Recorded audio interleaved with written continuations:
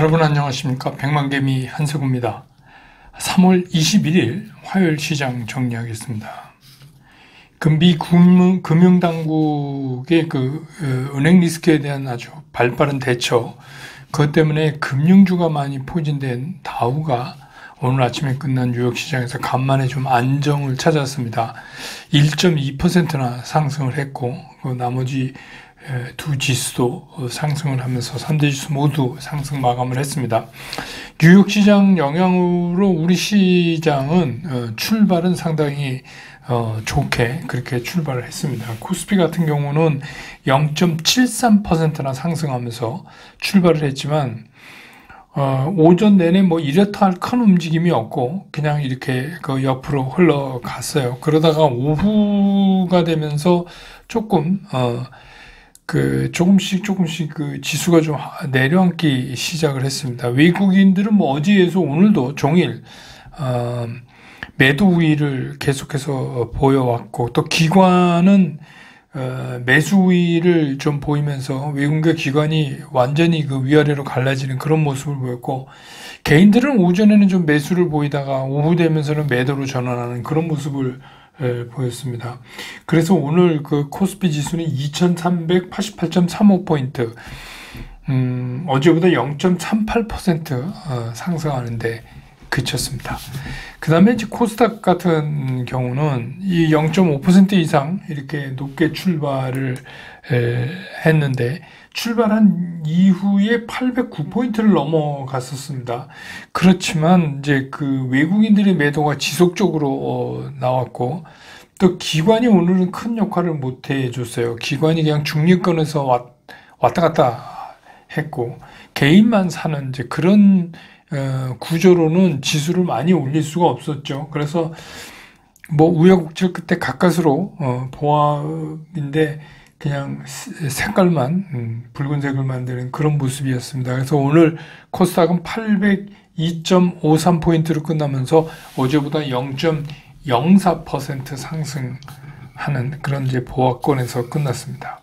기술적으로 보면 코스피는 역시 오늘 60일 이동평균선하고의 싸움에서 또다시 밀렸어요. 그래서 이제 좀 쉽지 않겠다 하는 생각이 들고, 코스닥 같은 경우도 역시 외국인 매수가 없다면 어제 말씀드린 대로 단기 파동선이라고 우리가 부르는 10일 이평선을 돌려 세울 때까지는 상당히 좀 시간이 걸리지 않나, 시간 싸움을 해야 되지 않나, 이런 생각이 듭니다. 그 다음에 이제 환율은 1311원 20전, 1311원 20전, 이런 10전 상승하면서 마감을 했습니다.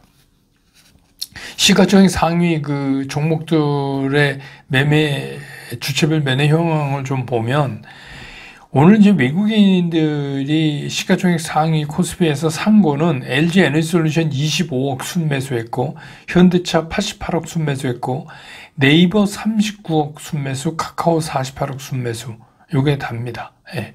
그 다음에 SK 하이닉스, 삼성전자, SDI, LG화학 다 팔았습니다. 그 다음에 이제 기관들이 산 거는 삼성전자 272억 순매수, LG 에너지솔루션 27억, SK 하이닉스 226억 순매수, 삼성바이오 67억 순매수, LG화학 36억 순매수, 그리고 카카오 26억. 그래서 이제 외국인과 기관이 동시에 산 거는 LG 에너지솔루션, 카카오 이렇게 두 종목뿐입니다. 오늘 이제 재미났던 게 코스닥이죠. 코스닥 시총 상위에서 좀 보면 오늘 이제 에코프로가 무려 17,000원이나 올랐습니다. 4.22%. 에코프로는 외국인들은 101억을 순매도를 했고, 기관도 67억 순매도를 했는데 개인이 180억 샀습니다. 에코프로 BM도 오늘 한 500원 올랐지만 외국인 290억 순매도했고, 기관도 74억 순매도했는데 개인이 351억을 샀습니다. 그래서 에코프로 BM, 에코프로는 완전히 개인이 지금. 그 다음에 이제 LNF는 외국인, 기관 다 팔았고요. 셀트리온 헬스케어는 뭐 기관은 28억 순매도하고 외국인만 3억 정도 사는 뭐 이렇게 눈에 띄는 그런 움직임은 없었고, 역시 이제 그 두 종목의 에코프로비엠, 에코프로 여기에 이제 집중되는 그런 모습을 보였습니다.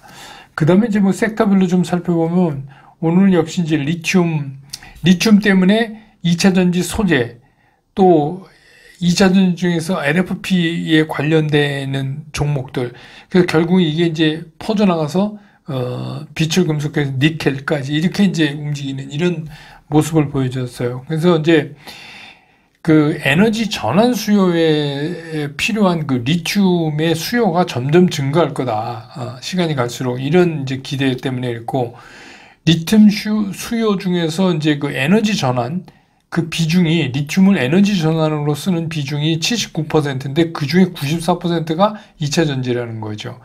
그러니까 뭐 거의 다 이제 뭐 거의 대부분 리튬은 2차 전지에 쓴다 이렇게 봐도 되죠. 그래서 뭐 양극재가 여러 개가 나오잖아요. 여러 이제 방법이. 그런 솔루션이 계속 기술이 변화됨에도 불구하고 리튬 사용량은 계속해서 증가할 수밖에 없다. 이런 이제 의견들이 나오고 있고, 포스코 풀체험에서 그 NCA, 그러니까 니켈, 코발트, 알루미늄 양극재 전용 공장을 건설한다. 이래서 이제 관련주가 상승하고, 그것 때문에 이제 또 니켈 쪽도 움직이는 그런 모습을 보였고, 그 다음에 이제 뭐 조선. 이건 뭐 우리 알지만 이제 수주 성과 상승. 그 다음에 조선은 이제 기술력, 생산력, 경영 능력, 이게 세 개가 있어야 되는데, 이게 이제 경쟁사들이 우리나라 따라오기가 쉽지가 않다. 그리고 이제 우리는 이제 고가 선박을 이렇게 수주하면서 그 수주 성과가 계속해서 올라가고, 또 이제 이게 조선 산업이라는 게 그 자본 집약, 노동 집약적인 이제 산업인데, 특히 이제 그 노동계에 대한 이제 현 정부의 재정비 뭐 이런 것 때문에 좀 오른 것 같습니다. 그 다음에 이제 카지노는 뭐 관광객 증가, 그 다음에 이제 그동안 많이 있던 이제 그 콤프 비용이라고 그러죠. 그 VIP들 이렇게 대주는 비용 있잖아요. 그런 거를 이제 떨어뜨리는 가능성, 뭐 이런 거 기대로 오늘 이제 카지노도 좀 올랐고. 그 다음에 이제 그 게임이 오늘 많이 움직였는데, 이거는 이제 제가 텔레그램에 미리 뉴스 좀 보내드렸습니다만, 중국이 3개월 만에 우리나라 국내 게임사를 대상으로 해서 판호를 발급했어요. 넷마블, 넥슨 게임스, 넥슨, 데브시스터스 뭐 이렇게 해서 뭐 5개사의 이제 그 게임에 대해서.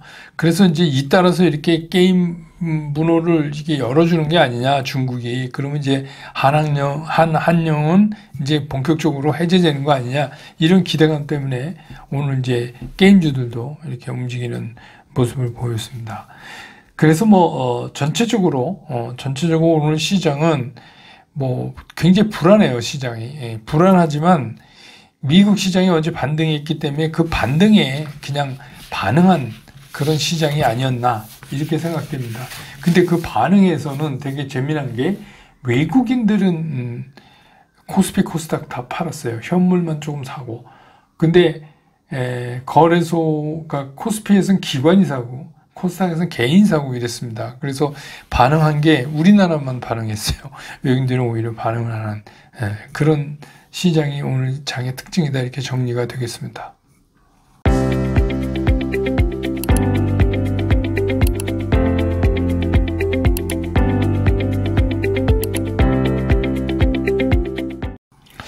시장을 좀 보면, 그 실리콘밸리 은행으로부터 시작된 그거잖아요. 이 이제 은행권의 사단이 난 게. 근데 이 위험은 일단은 이게 뭐 미봉책이건 어떻게 됐건 간에 그 정책 금융 당국들의 이제 그 발빠른 대처로, 뭐 스위스도 그렇고, 일단 급한 불은 껐습니다. 급한 불은 껐다. 근데 이제 급한 불을 끄긴 했는데 자꾸만 시장에서는 이게 완전한 해결이 아니라는 거를 이제 얘기하고 있어요. 이건 완전한 해결이 아니다, 미봉책이다, 이렇게. 그래서 이거가 왜 그러냐면, 우리가 이번에 이제 일어났던 은행 내 문제를 따지고 들어가면, 그동안에 이제 코로나 팬데믹 때, 그러니까 지금으로부터 정확히 3년 전입니다. 여러분 기억하시죠? 3년 전. 예. 그래서 아마 그런 생각 하시는 분들 계실 거예요. 3년 전으로 돌아갔으면 좋겠다. 예. 그때 이제 3년 전. 근데 처음엔 그때 잘 못 들어왔어요. 제 기억에도. 제가 100만 게임을 하게 된 게, 그 유튜브를 하게 된 게 그래서 이제 하게 된 거였거든요.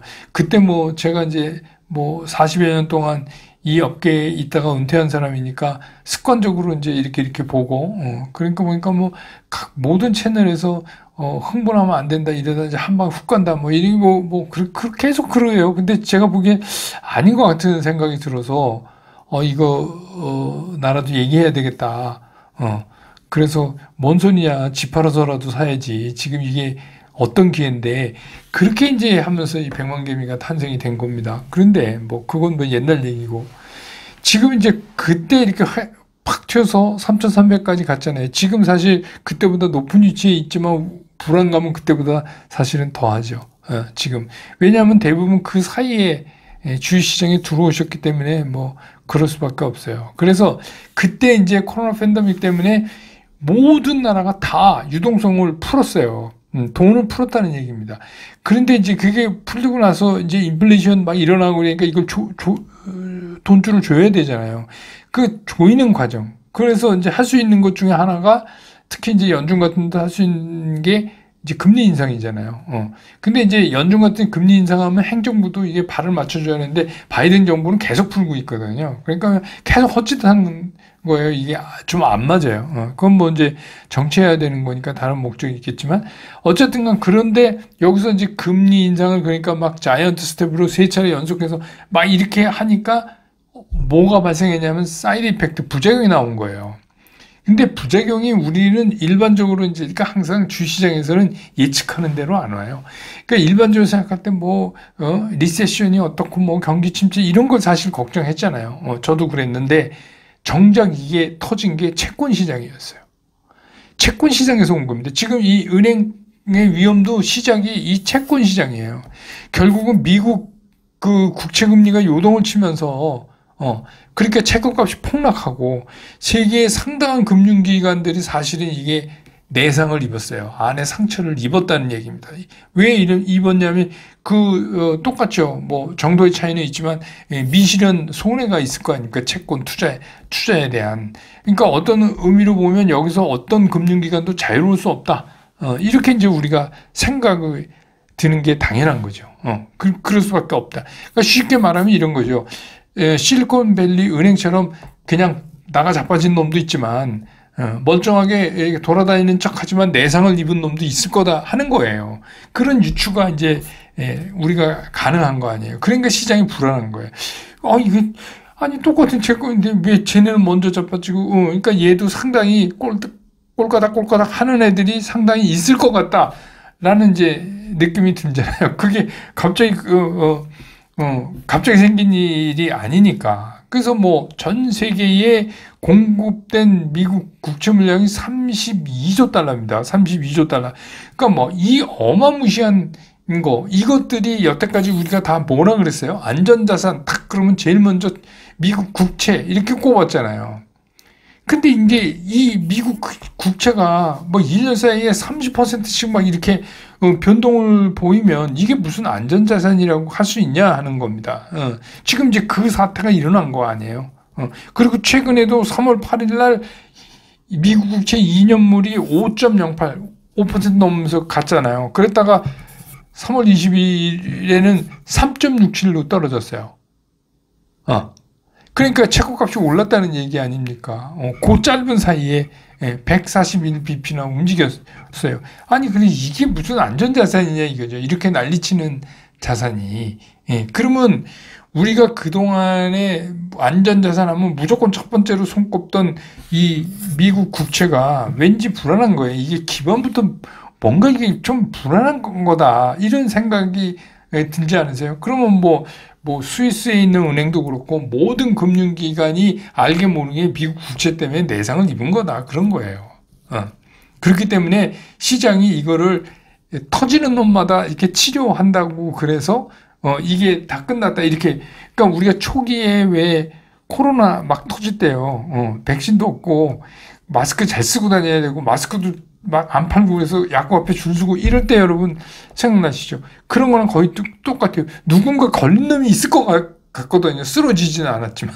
그러니까 지금 이제 시장에서는 그 은행권의 이 위험도를 자꾸 이제 그렇게 인식을 하는 거죠. 뭐 그때는 뭐 코로나 때문에 뭐 마스크도 못 사고 그랬지만 주가는 올라서 좋았는데 지금은 이제 뭐 반대가 됐어요. 마스크 벗고 지하철 타도 되는데 주가는 형편없어요. 예. 그래서 아무튼 시장이 그것 때문에 이제 더 불안한 건데 우리가 이제 매일매일 요새 시장을 이렇게 대하면서 이런저런 생각을 하면 할수록 더 불안해져요. 왜냐하면 이제 연준이 이제 목요일 날 밤에 금리를 만약에 뭐 지금 골드만삭스가 막 압력 넣던데 이번에 동결해야 된다 뭐 이렇게 자기네 의견이 아니라 뭐 예측처럼 얘기하는데 그러면 만약에 그런 얘기대로 실제로 연준이 이번에 동결을 하면 그럼 주가가 급등을 보일까? 급등을 보이면 며칠이나 보일까?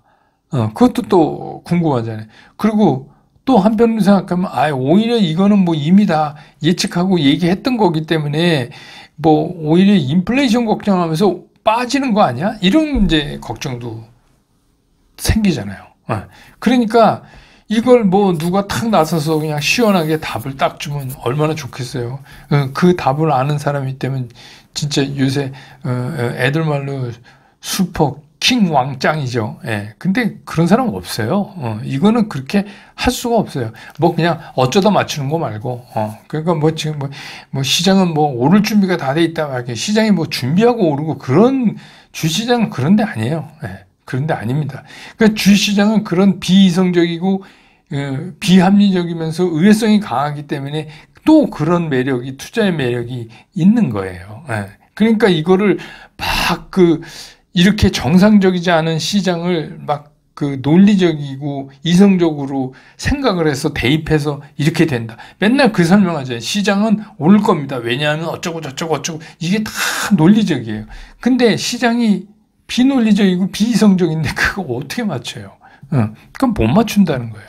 근데 생각해보면 그 이유를 파고 들어가면 지극히 간단해요. 왜 그러냐면 우리가 시장을 예측을 하고 시장을 보기 때문에 불안한 거예요.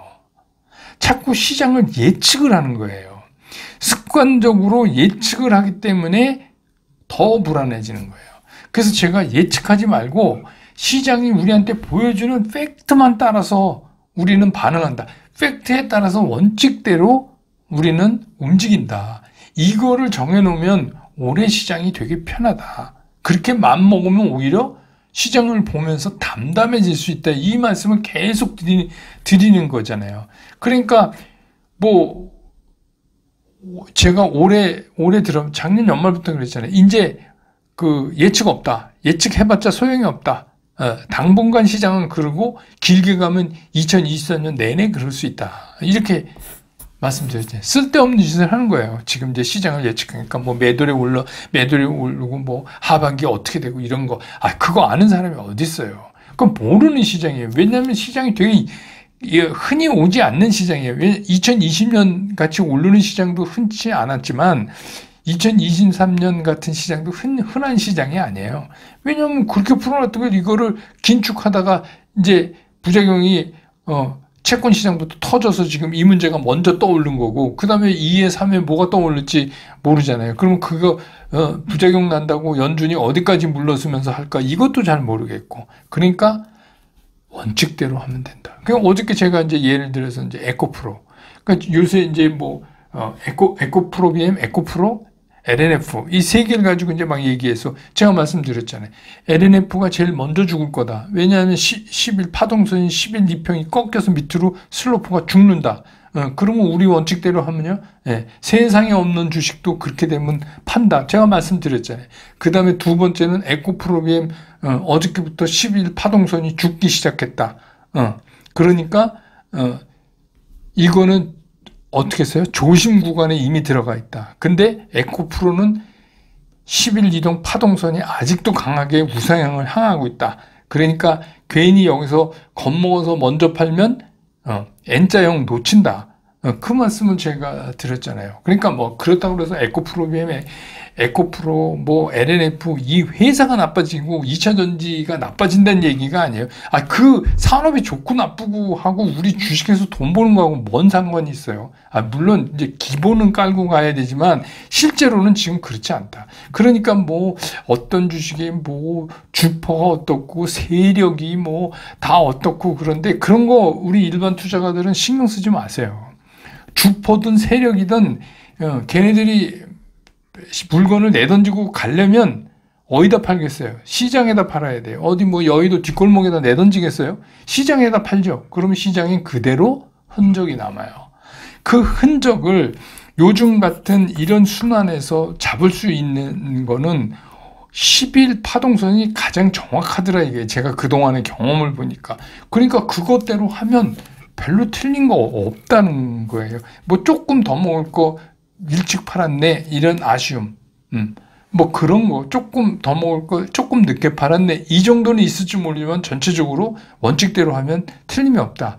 그 얘기를 이제 드리는 거 아니에요. 그 다음에 이제 사는 거는 뭐 제 매매 원칙 여러 번 얘기했으니까 한번 찾아보시고 그렇게 해서 사실 어려운 시장이라도 이게 사서 고생하려면 예측을 해야 돼요. 지금 그 대단한 예측을 왜 하냐 이거지. 그러니까 올해는 여러분 예측하면서 너무 고생하지 마세요. 그러지 않아도 힘들어 죽겠는데 물가도 오르고 그런 거 말고 그냥 우리는 백만개미는 발빠른 대응만 한다. 발빠른 대응이 그러니까 발빠른 대응하라 이렇게 저는 그냥 뭉뚱그려서 얘기하지 않잖아요. 정확하게 대응을 하려면 뭘 어떻게 할 때 대응을 하라 이런 거 있잖아요. 남자분들은 군대 갔다 병 16개 공통 과목 보면 아주 디테일하게 다 나와 있잖아요. 뭐 어떻게 하라. 그러니까 군대 가면 군대가 운영되는 게 그 자원의 질적 차이가 많이 나도 딱 평균이 다 이해할 수 있는 대로 다 끌어올리는 게 근데 군대 아닙니까? 그런 거나 마찬가지예요. 원칙 매매라는 게 딱 그대로 하라는 거예요. 근데 거기에 또 자기 생각이 섞어서 이게 조금 아닌 것 같아 뭐 이러지 마시라는 거죠. 그러니까 제일 중요한 거는 지금은 예측하지 말라. 예측할수록 불안하다. 그 대신에 원칙대로 대응하면 된다. 이게 이제 오늘 시황은 이렇게 정리하고 내일 또 장 끝난 다음에 저는 다시 여러분 곁으로 돌아오겠습니다. 여러분 고맙습니다.